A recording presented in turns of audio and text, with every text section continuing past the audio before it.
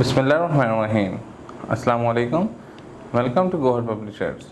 Our slogan is redefining the geography of education through digital resources for conceptual learning.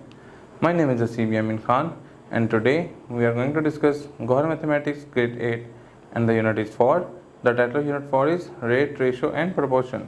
Unit के एसएलओस क्या है, इसमें हम रिकॉल करेंगे the difference between direct and inverse proportion में, इसको रिकॉल करेंगे। सॉल्व प्रॉब्लम करेंगे जिसमें इन्वॉल्व होगा direct proportional of two quantities, जिसमें हम यूज़ करेंगे टेबल को भी यूज़ करेंगे, क्वेश्चन और ग्राफ को भी यूज़ करेंगे।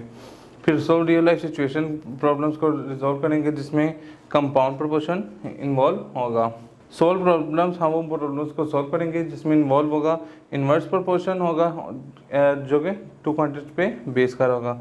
उसमें हम इसमें टेबल पे इसका टेबल के ऊपर इसको देखेंगे, इसकी इक्वेशंस बना के इसको सॉर्ट आउट करेंगे।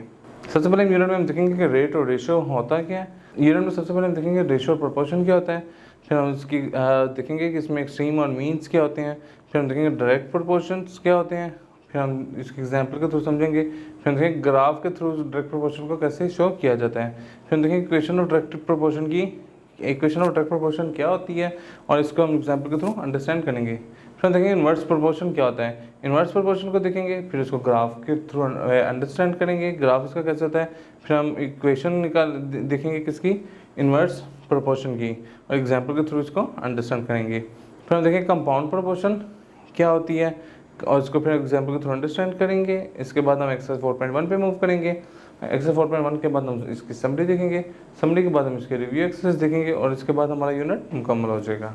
इंशाल्लाह नेक्स्ट में मुलाकात होगी। गौहर पब्लिशर ज्वाइन करने का शुक्रिया। अल्लाह हाफिज़।